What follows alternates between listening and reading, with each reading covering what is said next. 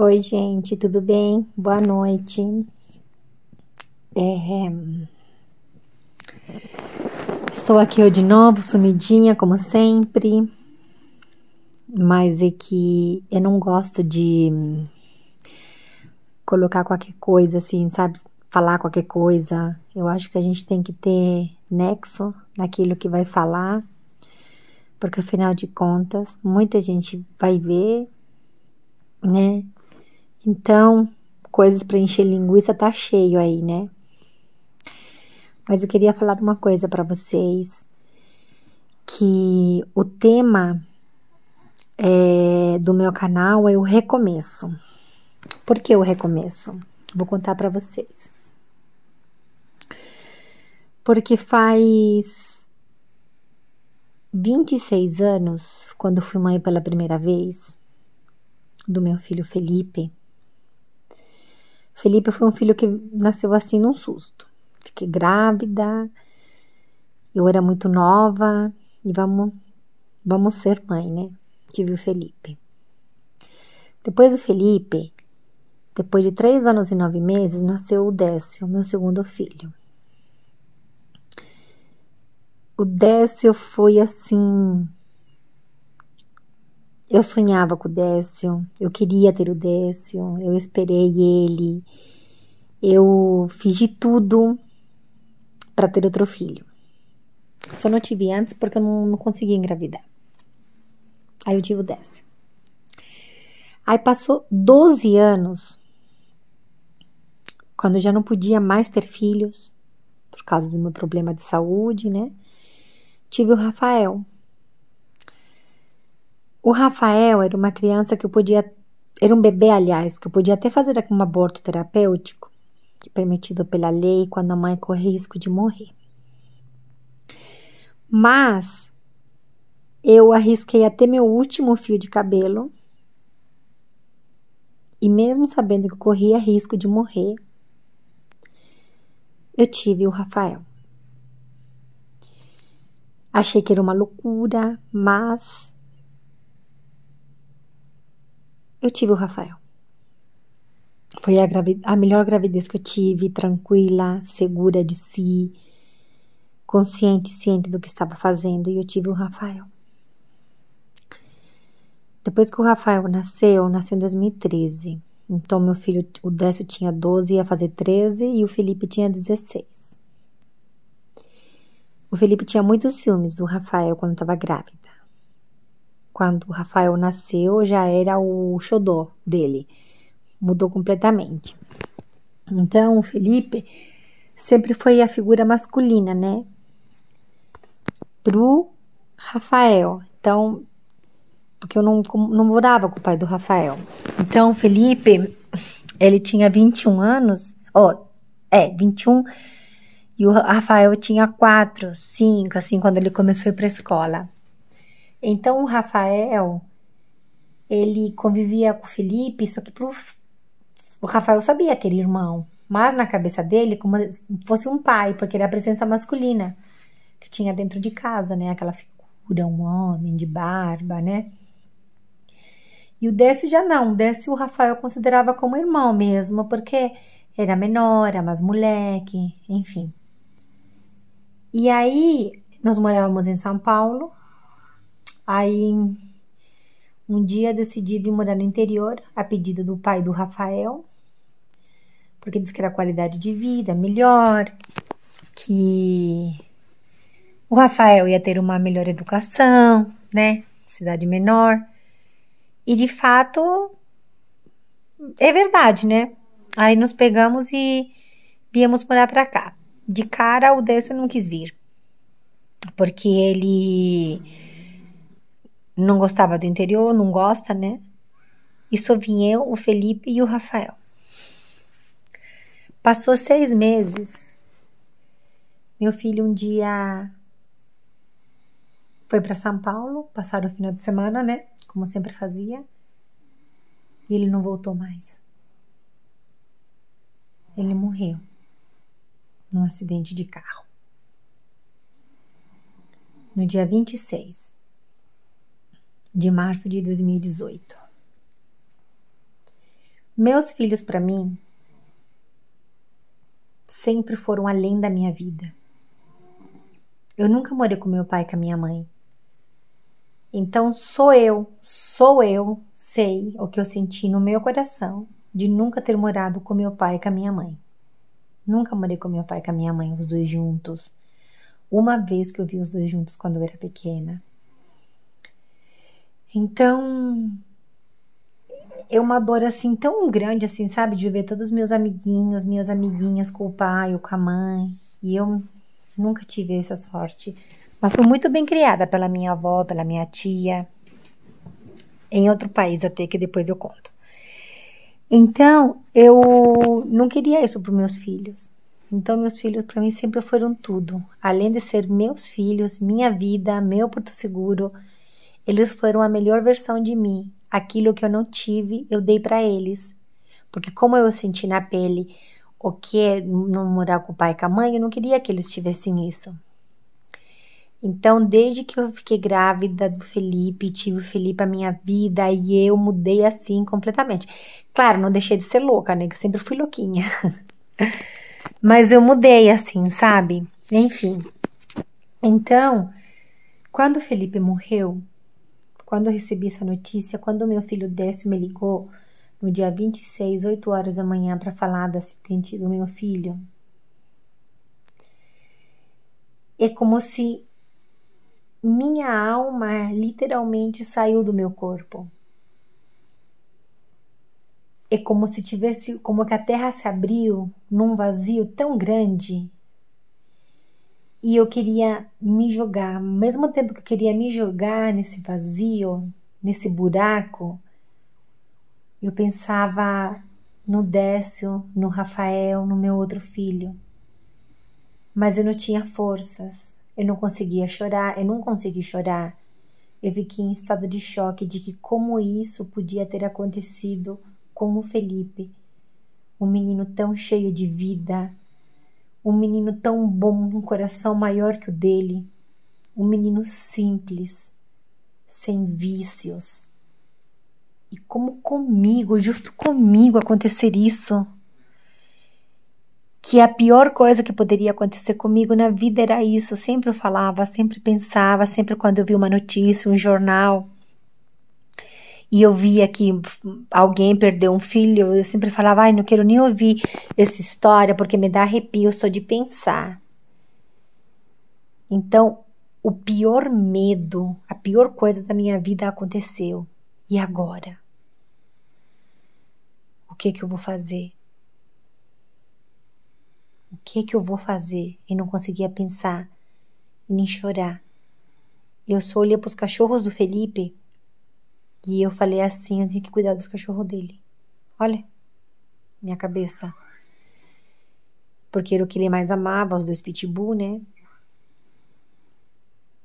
E aí, teve o enterro, depois eu conto como foi o acidente, tá? Teve o enterro dele, foi enterrado, aí todo mundo queria que eu ficasse em São Paulo, eu queria vir pra minha cidade aqui no interior. E aí eu vim pra casa e um dia era umas 11h30 da noite, uma quarta-feira, estava sentada na cadeira da cozinha, fechei os olhos e comecei a imaginar ele mexendo nas panelas, fazendo brigadeiro, eu brigando com ele, esses momentos, né? E de repente me aparece uma borboleta às 11h30 da noite. A borboleta voou e foi embora. Onde estavam os cachorros. Aí, para acabar de completar, aqui no interior, todas as ruas têm uma caçamba, que você joga o lixo lá. Aí depois o lixeiro passa e vai na caçamba recolher os lixos. E eu fazia isso todo dia. Eu ia levar o lixo na caçamba e o Felipe saía na porta com a cachorra e ficava me esperando. Ficava me olhando, eu ia. E aí eu fui, levei o lixo. E quando eu voltei com ele para a porta, o Felipe não estava. E nunca mais o Felipe ia estar ali. E aí caiu a minha ficha que eu não estava mais com meu filho.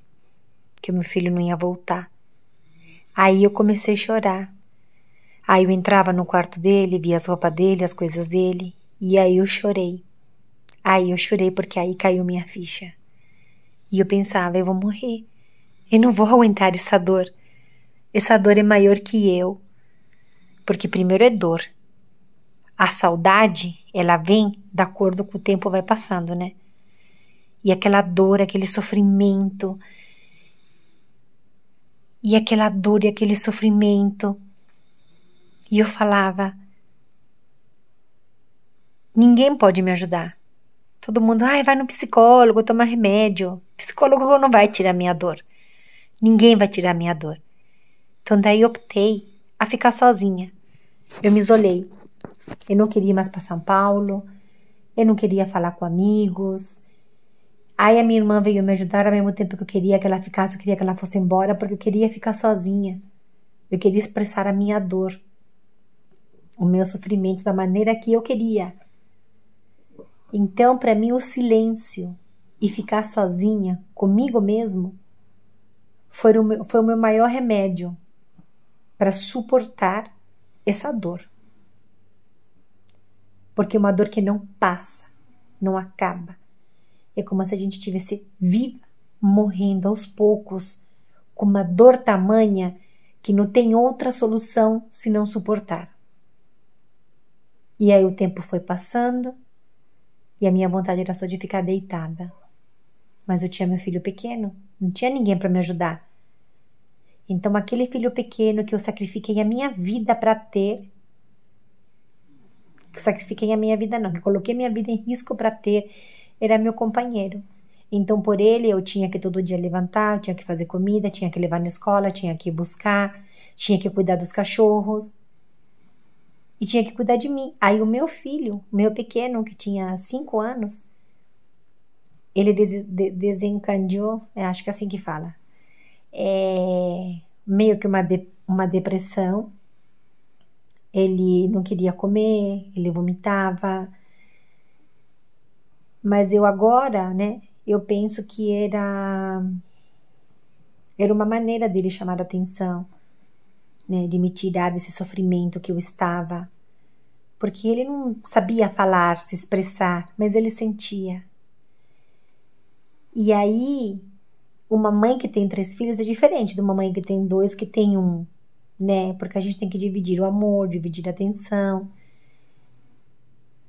E sempre fala, né, que o primeiro filho, a chupeta cai e a gente ferve. O segundo filho, a gente cai, passa na água da torneira e dá. E o terceiro filho, a chupeta cai, a gente põe na boca e coloca. Ou então limpa na roupa e passa. É meio assim. E até eu sempre me cobrava de não dar pro Rafael aquela atenção que eu dei pro Felipe, mas porque ele já era o terceiro. E porque a gente já não era mais marinheiro de primeira viagem. Então, é natural isso, né? Não que gostava menos, não. Mas é algo diferente. E só que naquele instante, às vezes eu sentia raiva por ter que levantar. E eu tive que fazer isso. Ainda mais que eu optei ficar sozinha. E assim o tempo foi passando, passando. E eu sou budista, né? Então acho que a religião nessa hora me ajudou muito. Porque eu tive que tirar forças realmente de onde não existia mais. Eu era obrigada todos os dias a levantar, a cuidar da casa, dos cachorros, do meu filho, de levar para a escola, de ter cabeça de estar com ele, de levar ele para numa praça para brincar. Então a força foi o meu filho, o Rafael, que me ajudou, que se transformou no meu companheiro da vida, o Rafael. Então nessa vida tudo tem um significado. O meu outro filho do meio, ele morava em São Paulo, ele casou nesse meio tempo, teve um filho, agora tem 2, né? Então ele meio que, ele passou a dor dele, a saudade dele sozinho, com a família dele, com os amigos. Eu já não, eu não conseguia ir no bairro onde meu filho morava, que mora até hoje, porque tudo me lembrava o Felipe. Cada rua que eu passava, Eu olhava e eu falava, já passei aqui com o Felipe, quando o Felipe tinha tanta idade, o Felipe fazia futebol aqui, estudava aqui, ele gostava de comer aqui, o supermercado que toda sexta-feira eu ia fazer compra e comprava as coisas que o Felipe gostava, que antes de sair o Felipe falava, ai, você vai trazer o bolo, o presunto, ou tal coisa, então eu chegava, olha o que eu trouxe pro café da tarde, sabe? Então, tudo isso tinha acabado. Então, para mim não tinha mais significado. E aí eu fiquei um bom tempo, sim, onde eu morava. E sem contar que as pessoas quando me viam com aquela cara de pena, né? Ai, fiquei sabendo, sinto muito, sabe? Então, é uma dor que não passa. Depois dessa dor, começou a vir a saudade. Mas isso eu vou falar no próximo vídeo, porque senão fica uma coisa muito longa. E não quero que, né? Já tô há quantos? 13 minutos falando. Então vai ficar uma coisa muito longa, mas no próximo vídeo eu vou falar isso. E por que que eu tô falando isso? Porque eu conheço muitas mães que acabaram de perder um filho. Conheço muitas mães que... Muitas pessoas que perderam um ente querido, sabe? E não sabem o que fazer. Não sabem o que fazer, acham que não vão aguentar. E por isso que eu tô compartilhando isso, porque quando a gente sente isso, a gente acha que só a gente sente isso, né? Só a gente que sente essa dor, só a gente que sente esse sofrimento e que a gente não vai aguentar. Só que a gente aguenta. Porque o nosso filho não queria ver a gente assim. E a gente tem que entender que todos nós nascemos, ficamos velhos, ficamos doentes e uma hora a gente vai embora. Porque a única certeza que a gente tem na vida é que a gente nasce e uma hora a gente vai morrer. Só que para mim, na minha crença, que morre a carcaça. A nossa vida, ela é eterna. E quando a gente acredita nisso, tudo se torna mais suave, até mesmo a dor, o sofrimento. Porque quando eu estou muito triste e assim, sabe, pensando no meu filho, na saudade de como ele estaria me vendo em tal situação, sempre me aparece uma borboleta. Então é uma maneira dele dizer, estou aqui com você, e eu sinto isso no meu coração. Não é como se eu visse qualquer borboleta. E não é uma borboleta diferente, é uma borboleta normal. Só que eu sinto que é ele que está aqui comigo. Eu sinto aquele calafrio, eu sinto a presença da vida dele. Então, a única, assim, não é dica, porque não existe dica, não existe palavras. Mas é a gente estar com a gente mesmo, porque ninguém pode curar essa dor. É só a gente, através das lembranças, de tudo que vivemos, e sempre acho que é importante a gente falar dele com amor. A gente que fala todos os dias, fala todos os dias, não importa. Mas a gente falar com amor, porque a pior morte é aquela quando a pessoa nem lembra mais, né? Então, todo dia 26 eu posto uma foto, eu falo do meu filho, porque para mim ele tá vivo. Ele só foi embora porque ele era muito bom. Porque sabe aquele ditado que a gente não vai embora e os bons vão? Deve ter um porquê. Porque a vida é muito mais daquilo que a gente conhece, que a gente sabe, que a gente imagina. A vida é um mistério. E as coisas acontecem, aquilo que você jamais pensa que vai acontecer com você, só com o vizinho, mas de repente acontece com a gente. Mas se aconteceu é porque a gente tem peito para suportar. E se a gente ficou e não foi embora, é por algo que estamos passando. E isso, ninguém vai dar essa resposta pra gente. Mas o quê? Por quê? O que eu fiz para estar passando isso? É o tempo, é os dias, é a vida que vai nos ensinar por que estamos passando por isso. Então, eu fiz esse canal, mas para isso, para chegar nesse assunto, sobre o recomeço. Para mim, todos os dias que eu acordo, É um novo despertar sem meu filho. Sempre parece que é o primeiro dia que estou acordando sem meu filho. Todos os dias eu recomeço. A cada minuto eu recomeço. Porque só nós, mães, que perdemos um filho, sabemos como é essa dor. Mas se a gente não se ajudar e se a gente não fizer pelos outros que ficaram, pelos outros filhos, no caso, né? A gente morre. Se fosse pra gente morrer, a gente já teria ido. De Covid, de acidente, sei lá. Mas se a gente ficou é porque tem um porquê. E isso só o tempo que nos ensina. Aí da próximo vídeo, eu conto do que meu filho faleceu, como é que foi a morte. Porque ele estava com um MC famoso. Mas aí depois eu conto. Então se inscreva, deixa o like, aperta aquela campainha lá para quando eu mandar outro vídeo você ver. E assim aos poucos a gente vai falando, vai conversando, de repente faça um ao vivo, uma live, não sei, a gente interage. Mas você que conhece uma mãe que perdeu um filho, fala para se inscrever, para a gente conversar, para a gente se comunicar, tá bom? Beijo, boa noite. Chega de falar, né? 21 minutos, caraca!